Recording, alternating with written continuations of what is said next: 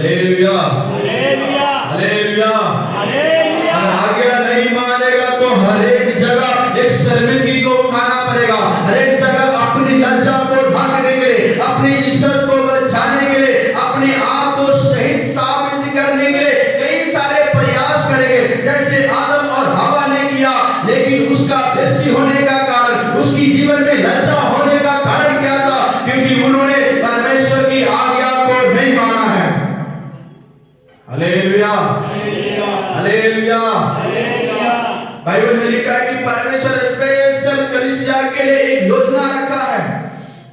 परमेश्वर के पास जिन्होंने आसमान और जमीन को बनाया है, जिन्होंने अपना जिंदगी को हमारे लिए कलीसिया के लिए दिया है, क्या वे परमेश्वर एक विश्वासी को क्या वो देखभाल नहीं कर सकता है? लेकिन परमेश्वर की आज्ञा मानने के कारण लोग अपनी जिंदगी को बर्बाद कर रहे हैं। एक बाप का 2 बेटा था। कितना बेटा था? कितना था? 2। छोटे बेटा ने बोला, पिता मेरा हिस्सा दे दे, मैं तेरे साथ रहना नहीं चाहता है। और वो अपना घर छोड़ के अपनी जमीन को, अपनी जो बंटवारा था, अपने हिस्सा था, उसको लेके जाके बेश्या गमीन में और कई सारे बुराइयों में, बुरे संगत में जाके सब कुछ लुटा दिया। जब आप परमेश्वर की आज्ञा को नहीं मानते हैं तो जो कुछ भी परमेश्वर हमारे लिए रखा हुआ है हम उससे खो देते हैं। जो कुछ भी परमेश्वर हमारे रखा, उस पिता का घर में अगर बेटा रहता है, जो कुछ भी पिता का है वो सब कुछ उसका ही तो था। लेकिन अपनी जिंदगी अपनी मर्जी से जीने के कारण, अपनी पिता के साथ ना रहने के कारण, अपने पिता का घर में ना रहने के कारण, अपने पिता से बगावत करने के कारण मैं अपनी मर्जी से जिंदगी को जीना चाहता हूं। इसलिए वो अपने पिता की आज्ञा को नहीं माना, अपनी बाप की बातों को नहीं मान के अपने लिए क्या किया है? अलग को चला गया। और क्या होगा? सब कुछ, जो कुछ भी उसके पास था, सब कुछ खत्म हो गया है।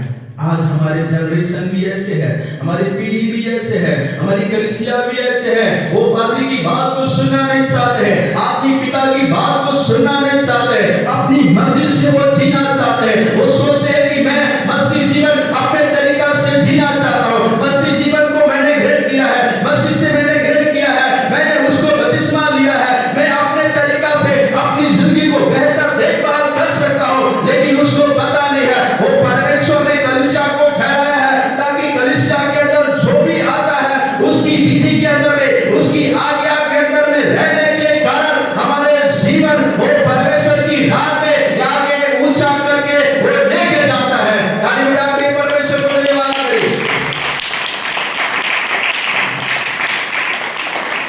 बहुत सारे इस्राएली जंगल के अंदर ही नाश हो गया, जंगल के अंदर ही खत्म हो गया। उसका कारण था क्योंकि वो परमेश्वर से हमेशा बगावत करता था। बाइबल में लिखा है, एक बार मूसा नबी के पास आके मूसा नबी से कहता है, तूने मुझे यहाँ पे क्यों लेके आया? हम तो पहले ही सही था, पहले मेरा सब कुछ था, सब कुछ हम ठीक ठाक था। क्योंकि परमेश्वर ने उसके लिए एक योजना बनाया था। मेरा लोग दुख में रहता है, तकलीफ में रहता है, मैं उसको यहाँ से निकाल के कनान देश में लेके जाऊंगा, जहाँ पे दूध और मधु की धाराएं बहते हैं। दूध और मधु की धाराएं बहने का मतलब है परमेश्वर हमारे लिए बढ़िया एक योजना रखा है, एक अच्छा जिंदगी को वो देना चाहता है। लेकिन कई बार हम उसकी आज्ञा को ना मानने के कारण, उसको पहचान ना करने के कारण उसका दिया हुआ जिंदगी को हम खो देते हैं। Hallelujah, hallelujah.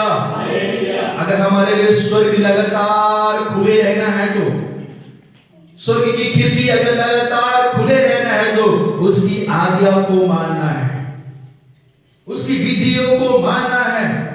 कितना सदियों हो गया है, कितना साल हो गया है, लेकिन परमेश्वर ने हमारे ऊपर में दया किया है, कृपा किया है कि हम उसकी आज्ञा को माने, उसकी विधियों को माने।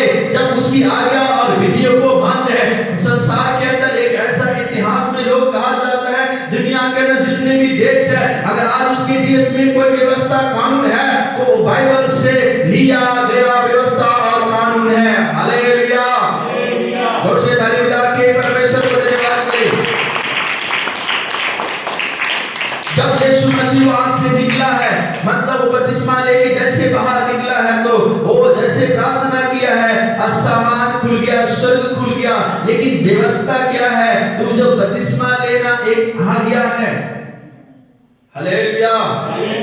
बाइबल में बहुत सारा आ गया, कम से कम 10 आ गया, तुम याद रखे। तू अपने परमेश्वर को मानना है, अपनी माँ बाप की आदर को करना है, सबत को, दिन को पवित्र जानना है।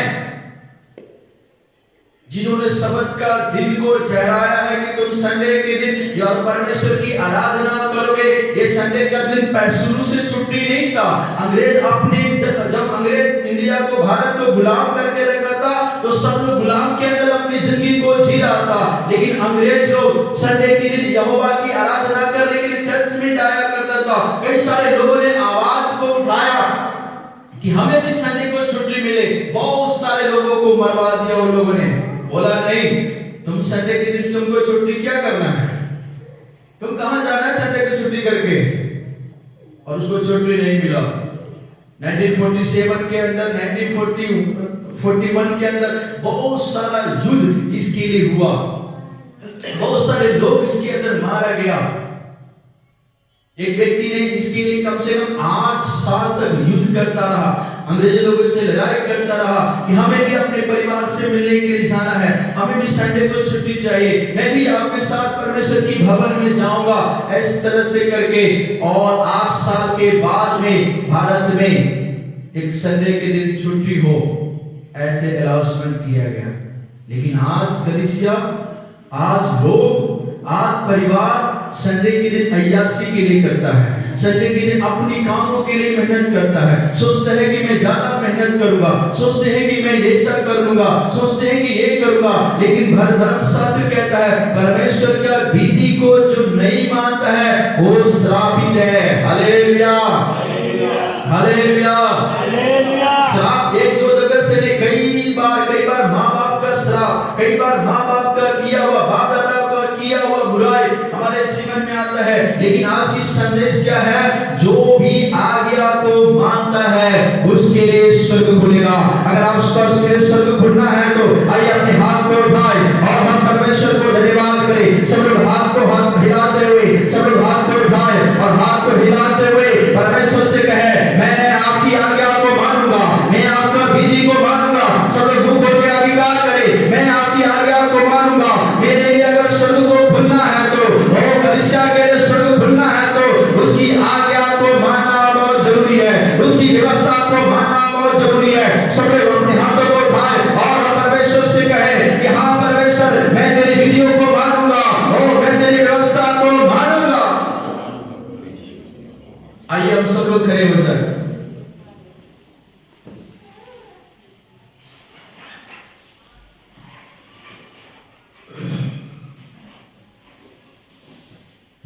सब लोग मिलकर हम प्रार्थना करें। अगर आपने व्यवस्था को तोड़ा है, बहुत सारे कानून और व्यवस्था अगर आप जानते हैं, लेकिन कई लोग उसको मानने के लिए तैयार नहीं है, और इसीलिए कई लोगों के लिए स्वर्ग हमेशा बंद रहता है। मलाकी की किताब में लिखा है, व्यवस्था विवरण की किताब में लिखा है, तुम्हारे आज्ञा ना मानने के कारण तुम्हारी फसलें बर्बाद हो रही है, तुम्हारी जिंदगी बर्बाद हो रही है, तुम्हारे भविष्य के साथ खिलवाड़ कर रहे हो परमेश्वर की आज्ञा ना मानने के कारण। आइए हम अपने आप को समर्पण करें कलीसिया, कि हम इस बातों को कहें कि हाँ परमेश्वर, मैं तेरी आज्ञा को मानूंगा, मैं तेरी विधियों को मानूंगा। मैंने कितना समय हो गया तेरी आज्ञा को माना नहीं, अपनी सोच अपने तरीका से जिंदगी को गुजारता है। आइए अपने आप को समर्पण करें कलीसिया परमेश्वर के हाथों में। क्या परमेश्वर के सामने सीधा है? क्या परमेश्वर के सामने ये आप कह सकते हैं? क्या परमेश्वर को ये कह सकते हैं, हाँ परमेश्वर, मैं तेरी आज्ञा को मानता हूँ, जो तू मुझे कहता है मैं उसको मानता हूँ, मैं उसको मानूंगा। अगर परमेश्वर की आज्ञा को मानेगा तो ये 2025 है, बचाया जाएगा। अगर नहीं मानेगा तो इस साल के अंदर बहुत सारा बुराई आ रहा है, बहुत सारा वायरस आ रहा है, बहुत सारे लड़ाई आ रहा है, बहुत सारे झगड़े आ रहा है, लोग आत्महत्या करेंगे, एक ऐसी मानसिकता आ रहा है, लोग बीमार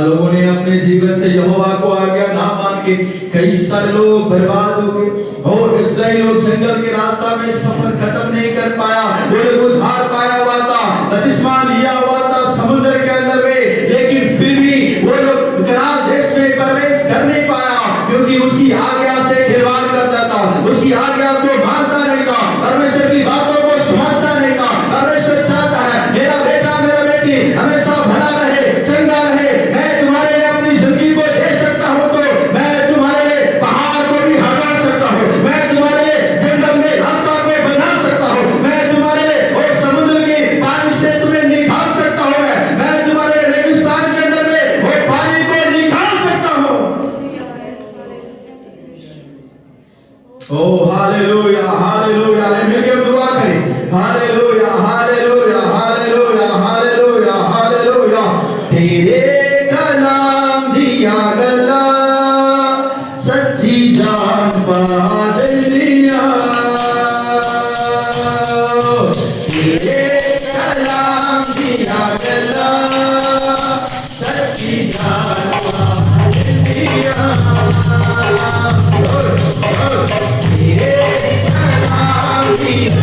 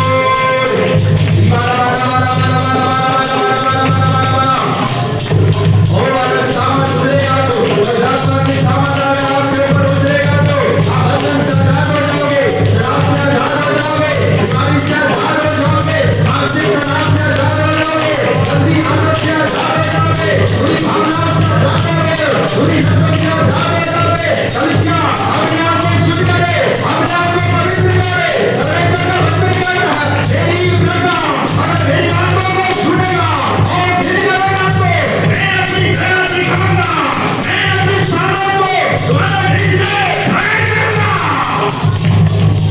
मारा मारा मारा मारा मारा मारा मारा मारा ओ लगान दे देगा निका रोका तेरे में लिखा है निका दो खुश मन से निका दो जल्दी से लगान दे देगा लगान दे देगा ओ एक बेटा बेटी खोलियो माइटी माया माइटी बाबा निका रामा सजा रामा रे ओ राज की सबसे का राजसी माता राज जान खिला उसका पास को तुम भगाओगे, उसका पास को तुम भगाओगे, शैतान को अपने घर से भगाओगे, बीमारी को तुम भगाओगे, तुम भविष्यवाणियां करोगे, तुम्हारे ऊपर कोई श्राप है, तुम पवित्र आत्मा की सामर्थ पाओगे, श्राप से छोड़ने पाओगे, अंदर से तुम आजाद हो जाओगे।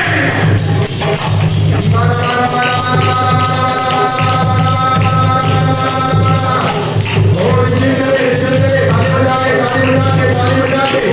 की गड़गड़ाहट की आवाज आती है, आगे की गड़गड़ाहट की आवाज आती है और आत्मा आपको छूना है, आग जल रही है, आग जल रही है।